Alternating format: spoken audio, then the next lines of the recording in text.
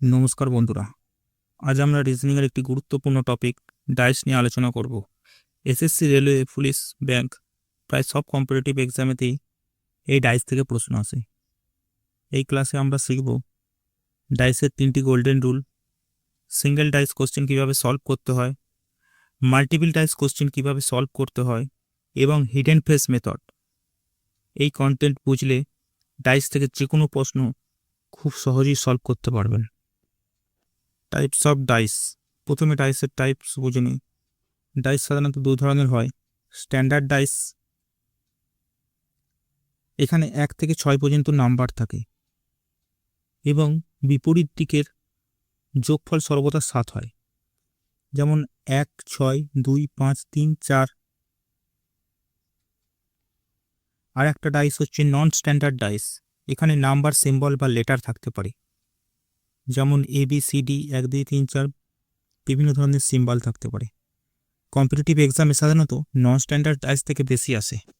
The 3 golden rule of dice. Dice question solve করার জন্য 3টি গোল্ডেন রুল অবশ্যই মনে রাখতে হবে। রুল নাম্বার 1, অপোজিট ফেস কখনো একসাথে দেখা যায় না। রুল নাম্বার 2, একটি ফেস এর 4টি অ্যাডজাসেন্ট ফেস থাকে। রুল নাম্বার 3, একটি ফেসের একটি অপোজিট ফেস থাকে।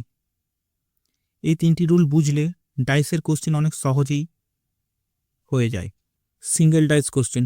এখন আমরা সিঙ্গেল ডাইস কোশ্চেন দেখি। সিঙ্গেল ডাইস কোশ্চেন মানে একটি ডাইসের একটি ছবি দেওয়া থাকবে।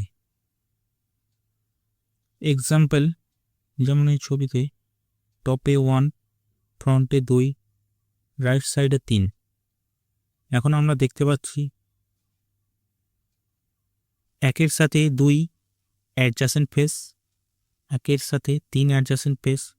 তাহলে অপোজিট ফেস হবে এমন একটি ফেস যেটা কখনো একসাথে দেখা যায় না। যেহেতু এটি একটি স্ট্যান্ডার্ড ডাইস, তাই 1-এর বিপরীত ফেসেতে আছে 6, কারণ অপোজিট ফেসের দুটি সংখ্যার যোগফল 7। Hidden face method. Dice solve করার জন্য একটি গুরুত্বপূর্ণ টেকনিক হলো হিডেন ফেস মেথড। স্টেপ 1, করতে হবে কমন ফেস আইডেন্টিফাই, অর্থাৎ কমন ফেসটাকে খুঁজে বের করতে হবে। Step 2, hidden face identify.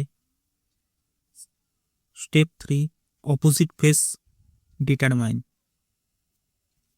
এই মেথড ব্যবহার করলে ডাইস কোশ্চেন খুব দ্রুত সলভ করা যায়।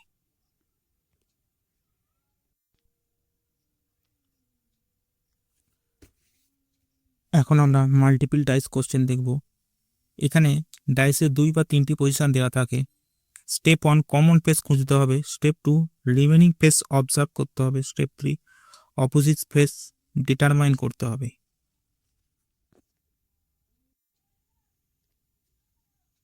আজ আমরা ডাইস টপিকের types, golden rule, single dice method, multiple dice method সব কনসেপ্ট শিখলাম।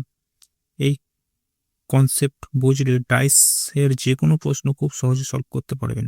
ধন্যবাদ।